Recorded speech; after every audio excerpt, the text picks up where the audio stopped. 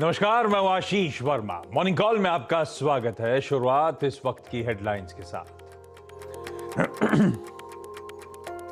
Global बाजारों से मिले जुले संकेत। एशिया में नरमी, एसजीएक्स निफ्टी और डाउ फ्यूचर्स में हल्की बढ़त।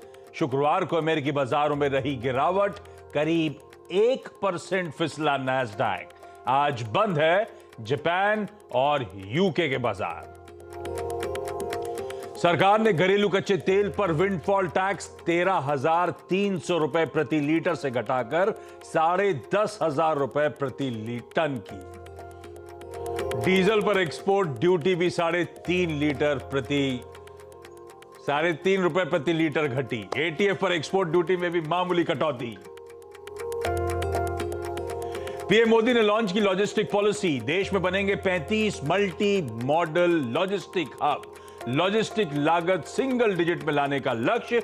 एक सिंगल डिजिटल प्लेटफॉर्म से मिलेगी सभी मंजूरियां। सीएनबीसी आवाज की खबर पर लगी मोहर। प्रेफरेंशियल वारंट में अंबुजा सीमेंट में 20,000 करोड़ रुपए का नया निवेश करेगी अदानी ग्रुप। कंपनी में अदानी ग्रुप की होगी 70% हिस्सेदारी।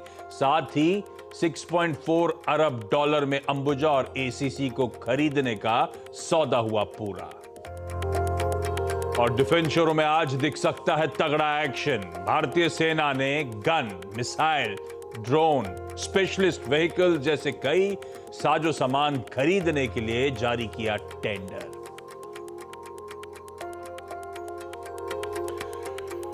चलिए भाई, सोमवार, हफ्ते का नई शुरुआत, नया आगाज। नीरज जी आपको स्क्रीन पे नजर आएंगे। ये कहाँ चले गए थे सब्जी लेने इस बार? उगाने चले गए। उगाने चले गए थे। चलिए, वेलकम बैक। अमित सेठ साहब होंगे जो इस हफ्ते हम लोग की मदद करने वाले हैं, रोज सुबह सुबह बढ़िया स्ट्रैटेजीज के साथ। और हर्षदा बताएंगे आपको तमाम इंपॉर्टेंट स्टॉक्स इन न्यूज। आप सबको गुड मॉर्निंग। लाइए एसजीएक्स निफ्टी स्क्रीन पे दिखाइए यूएस का कामकाज।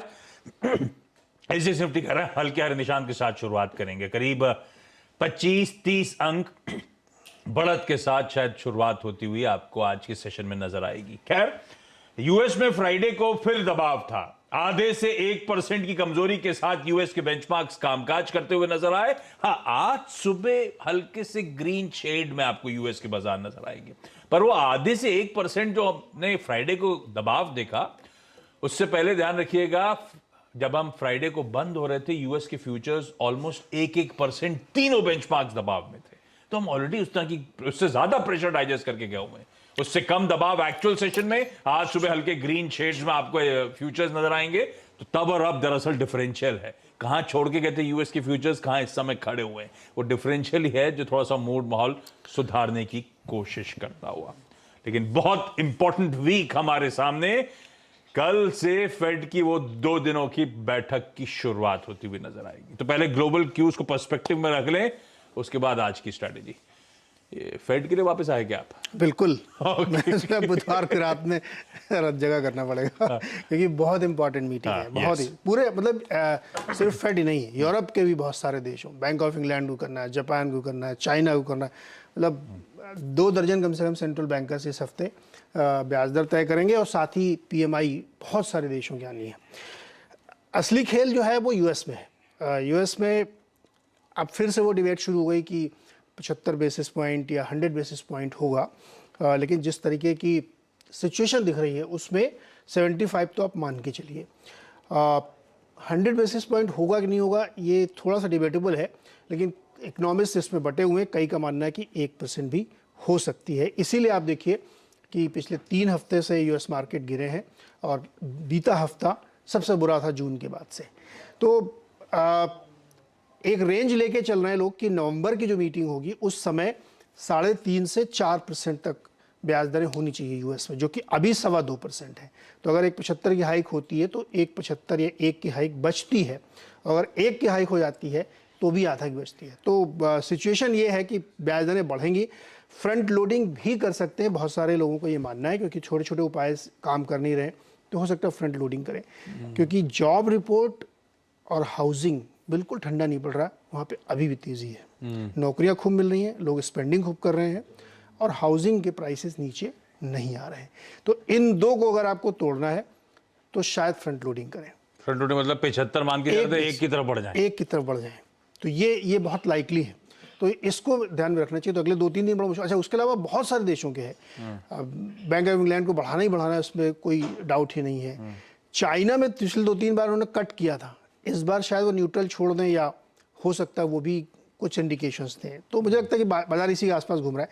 दूसरा, जो फेडरल एक्सप्रेस या जो उनकी जो लॉजिस्टिक्स कंपनी है उसकी, उसने जो वार्निंग दी ना, वो बहुत चिंता वाली बात है। उन्होंने कहा है कि हमारे जो नतीजे आने वाले हैं वो बहुत ही कमज़ोर होंगे, और चूंकि ये पूरी दुनिया के लिए लॉजिस्टिक्स का काम करते हैं, तो इनके अनुमान से पूरी दुनिया में रिसेशन की बातें या नरमी की बातें या दिक्कत की बातें कही जा रही हैं। उन्होंने तो अपने 30-40 ऑफिस बंद कर दिए हैं, कई सारे लोकेशंस पे कामकाज बंद कर दिए। इस तरीके की वार्निंग फेडेक्स की तरफ से आई, जो कि सचमुच बहुत ही चिंता की बात है। मुझे लगता है कि मार्केट अगले 3 दिन कम से कम इसी उठापटक के बीच में रहेगा। तो एक तरफ मंदी का खतरा, दूसरी तरफ एक इकोनॉमी का रेजिलियंस, दोनों दिक्कत करे बने हुए हैं। और अब खैर कल शाम से वो बैठक हमारे समय अनुसार शुरू होगी, वो सबसे इंपॉर्टेंट आउटकम आना है परसों, उस पर नजर रहेगी। और उससे पहले नर्वसनेस हमने लास्ट वीक प्ले आउट होती हुई देखी, जब वो इन्फ्लेशन के नंबर्स, इन्फ्लेशन के इंटरनल्स हमने डिस्कस करे थे। उसके बाद आपने देखा है कैसे स्ट्रीट वो 75 से धीरे धीरे 100 बेसिस पॉइंट की तरफ बढ़ रही है, और वही अनसर्टनिटी जो है वो भारी पड़ रही है। खैर अब ये बड़ा इवेंट है, उसको झेलने की तैयारी करनी है। झेलना कैसे, स्ट्रेटेजाइज कैसे करना है, ये समझ लिया जाए। अमित सेठ साहब के पास चलते हैं। Amit ji, good morning. अमित जी, कैसे अप्रोच करें भाई? आपकी वीकेंड की रीडिंग क्या कहती है? ये 18,100 को छूते छूते 17.5 पे आ गया हम एकदम से, तो कुछ करेक्शन तो ऑलरेडी आ गया है भारतीय बाजारों में इस इवेंट से पहले। अब अप्रोच क्या रखना है? Good morning Ashish ji, good morning Neeraj ji, good morning Harshita ma'am. Ashish ji, हमने देखा कि फ्राइडे के सत्र में निफ्टी में एक अच्छा खासा हमने क्रैक देखा। Nifty close at the level of 17,530। 2 दिन की हमने बैक टू बैक इसमें सेलिंग देखी है। इंपॉर्टेंट नेगेटिव पॉइंट ये था निफ्टी के लिए कि इन द प्रोसेस हमने 10 और 20 डेमा हमने ब्रेक कर दिया, और उसके नीचे हमने क्लोज किया है निफ्टी में। Momentum is strong on the downside. और अगर because beginning of the week है, सपोर्ट रेजिस्टेंस की बात कर ले तो हमारा इमीडिएट सपोर्ट आता है लगभग 17,400, और उसके बाद 17,300 के लेवल पे, और रेजिस्टेंस हमारी आती है 17,680, 17,780 और 18,100 के लेवल पे। रणनीति हमारी ये रहेगी कि जब तक कि हम 20 डेमा नहीं क्रॉस करते हैं, 20 डेमा लगभग 17,680 के आसपास है, बायस हमारा नेगेटिव ही रहेगा। इंपॉर्टेंट चीज ये है आशीष जी कि फ्राइडे के सत्र में रिलायंस, जो कि एक मेजर वेटेज रखता है निफ्टी में, that was very weak. Reliance में हमने 2.5% का क्रैक देखा, और रिलायंस ऑलमोस्ट अपने 200 डेमा पे रेस्ट कर रहा है। तो आज के सत्र में ऑलरेडी हमने देखा कि सेलिंग काफी हो चुकी है, तो risk reward may not be favourable. पहले 15 मिनट हमें रिलायंस को जरूर ऑब्जर्व करना चाहिए। अगर रिलायंस होल्ड करता है तो maybe it will be a sideways consolidating market, लेकिन अगर रिलायंस टूटना शुरू होता है तो maybe then there be extra pressure on Nifty, and then we may test 17,400, 17,300। तो निफ्टी का ओवरऑल स्ट्रक्चर वीक है जब तक हम 20 डेमा क्रॉस ना करें 17,680 के लेवल पे।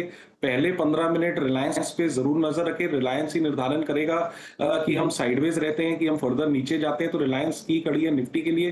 बैंक निफ्टी का अगर आशीष जी हम स्ट्रक्चर देखें तो बैंक निफ्टी में एक वेरिएंस है। Bank Nifty is relatively stronger. इतने बड़े फॉल के बाद भी बैंक निफ्टी ने अपना 10 डेमा नहीं ब्रेक किया है।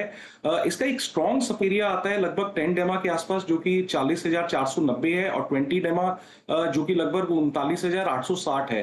तो आशीष जी, अगर डिप की अपॉर्चुनिटी मिलती है तो हमने काफी पिछले 2-3 महीनों से देखा कि 10 डेमा and 20 DEMA has provided good support to bank Nifty. तो अगर मुझे इन दो एवरेजेस के बीच में, जो कि लगभग 40,000 40,100 के लेवल में, कहीं आज या कल में अगर बैंक निफ्टी में कोई अपॉर्चुनिटी मिलती है तो वहां पे मैं डेफिनेटली लॉन्ग जाना चाहूंगा। निफ्टी को एक बार अवॉइड करूंगा, क्योंकि उसको एक बार थोड़ा आज की मार्केट में ऑब्जर्व करना पड़ेगा पूरे स्ट्रक्चर को। निफ्टी को ऑब्जर्व करने की जरूरत, वो 20 डीएमए के ऊपर जब तक नहीं जा रहा तब तक शायद वीकनेस परसिस्ट करेगी। और सबसे इंपॉर्टेंट, वॉच आउट करेगा रिलायंस इंडस्ट्रीज का पहले 15 मिनट का बिहेवियर। वो डिसाइड करेगा निफ्टी की आगे की चाल, तेजी आनी है या और क्रैक होता हुआ निफ्टी नजर आएगा। जो लेवल सुझाए जा रहे हैं वो आपकी स्क्रीन पर, और निफ्टी से एक शेड बेहतर निफ्टी बैंक नजर आता है। अमित जी, आ रहा हूं एक आध स्टॉक आइडिया लेने के लिए आपके पास, लेकिन पहले हर्षदा के पास चलते हैं समझने के लिए आज की। अमित जी, लेट तो नहीं हो रहे? जाना तो नहीं है? नहीं, मैं कंफर्टेबल हूं सर। 7:15 पे जाना है, मुझे याद है बच्चों छोड़ने। मैं आ रहा हूं आपके पास। Harshada, good morning. Stocks in news. Morning Ashish. Defence कंपनियों के साथ शुरुआत करेंगे, जहां पर BL, Bharat Forge, BDL, Paras Defence, Zen Technologies, MTAR जैसी कंपनियां रेडार पर रहेंगी, क्योंकि दरअसल भारतीय सेना ने एक टेंडर खोला है जिसमें उनको guns, missiles, drones, counter drones, loiter munition जैसी चीजें की जरूरत है और उसके लिए कंपनियों को आवेदन देने की जरूरत होगी। साथ ही साथ ये भी क्लॉज रखा है सेना ने कि अगले साल तक दरअसल इनको डिलीवरी करना शुरू करने की जरूरत है। तो ये तमाम कंपनियां क्योंकि स्पेस में वैसे भी एक्टिव है तो वो रेडार पर रहेंगी। माना यही जा रहा है कि इस टेंडर में बड़ा हिस्सा लेती हुई दिखाई देंगी। दूसरी तरफ तेल कंपनियां ओएनजीसी, ऑयल इंडिया, एचओईसी, आरआईएल जैसे स्टॉक्स आप रेडार पर रखें, जहां पर सरकार ने विंडफॉल टैक्स की जो समीक्षा होती है हर 15 दिनों में, उसके मद्देनजर विंडफॉल टैक्स कच्चे तेल पर करीब 21% घटाया है। जो पहले 13,500 रुपए प्रति टन था, 13,500 रुपए प्रति टन था, वो 10,500 रुपए प्रति टन पर आ गया है। एटीएफ एक्सपोर्ट को भी रिवाइज किया गया है, पहले 9 रुपए प्रति लीटर था, उसे कम करके एटीएफ एक्सपोर्ट ड्यूटी करीब 5 रुपए प्रति लीटर की गई है और डीजल एक्सपोर्ट ड्यूटी भी घटाई है करीब 3 रुपए के आसपास से, 13.5 रुपए प्रति लीटर होती थी और ये आ गई है अब 8.5 रुपए प्रति लीटर। तो ये तमाम ऑयल कंपनियां रेडार पर रहेंगी। दूसरी तरफ अंबुजा सीमेंट, जैसे हम कह भी रहे थे, सीएनबीसी आवाज की खबर पर मोहर लगी है। अदानी ग्रुप ने दरअसल एक तो अंबुजा सीमेंट के एक्विजिशन को पूरा किया और अब अंबुजा सीमेंट दरअसल प्रोमोटर्स को यानी कि अदानी ग्रुप को अब वारंट्स इशू करने वाला है 418 रुपए 87 पैसे प्रति शेयर के भाव पर। तकरीबन 20,000 करोड़ तक का इन्वेस्टमेंट होता हुआ दिखाई देगा और कंपनी के मैनेजमेंट या फिर जो नए प्रोमोटर है गौतम अदानी, उन्होंने बहुत ही स्ट्रॉन्ग स्टेटमेंट सामने रखा। उन्होंने कहा है कि दरअसल 2030 तक अंबुजा सीमेंट या फिर अदानी ग्रुप का जो सीमेंट एंटिटी है वो सबसे एफिशिएंट और सबसे बड़ा मैन्युफैक्चर बनेगा भारत में सीमेंट का। तो अब आपको अंदाजा लगाना है कि किस तरह का स्केल और कितनी अपनी कैपेसिटी इसको बढ़ाते हुए दिखाई देंगे आने वाले कुछ सालों में। टायर कंपनियों में पिछले हफ्ते धीरे धीरे करके एक्शन था, तो इसमें अपोलो टायर, जेके टायर और एमआरएफ ने दरअसल डीजीटीआर को सिफारिश की थी कि इस समय जो एंटी डंपिंग ड्यूटी है न्यू और अनयूज्ड न्यूमैटिक रेडियल टायर पर जो बस और ट्रकों में लगते हैं उन पर एंटी डंपिंग ड्यूटी जारी रखी जाए। तो डीजीटीआर ने वो सिफारिश सुनी है, 3 साल तक का एक्सटेंशन मिला है। ये स्टॉक्स रेडार पर रहेंगे। अदानी पावर भी रेडार पर रहेगा। आपको याद होगा अदानी पावर की डीलिस्टिंग होने वाली थी जनवरी 2021 में, दरअसल ये प्रपोजल आया था, शेयर होल्डर्स ने अप्रूव भी किया, लेकिन अब इस डीलिस्टिंग ऑफर को कंपनी वापस ले रही है क्योंकि अभी तक एक्सचेंजेस की ओर से गो अहेड नहीं मिला है। तो वो एक कारण है और साथ ही साथ उनको लग रहा है अब माहौल ऐसा है कि हम कंपनी को लिस्टेड ही रखना चाहते हैं। तो वो दरअसल अदानी पावर का शेयर भी रेडार पर रहेगा। वेल्सपन कॉप मिड कैप्स में आप ध्यान में रखिएगा, इनको यूएस से दरअसल एक लार्ज साइज का प्रोजेक्ट हाथ में लगा है।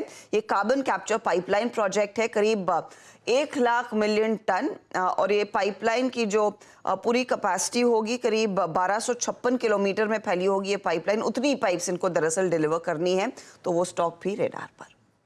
ठीक है, ये सारी कंपनीज रखिएगा रेडार पे। अमित जी, स्टॉक कौन सा?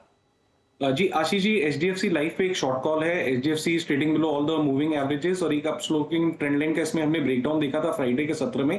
थोड़ा सा हल्का फुल्का अर्ली मॉर्निंग में अगर पुल बैक मिले तो इसमें शॉर्ट जाए। फ्यूचर्स में प्राइस 549 का है, टारगेट लगभग इसमें 535 के रहेंगे और स्टॉप लॉस रहेगा 560 का।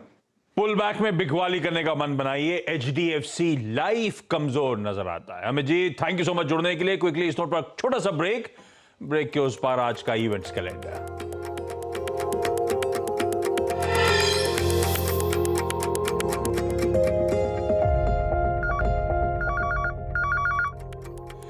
चलिए, ब्रेक के बाद आपका स्वागत है आज का इवेंट्स कैलेंडर। और आज क्वीन एलिजाबेथ II का अंतिम संस्कार।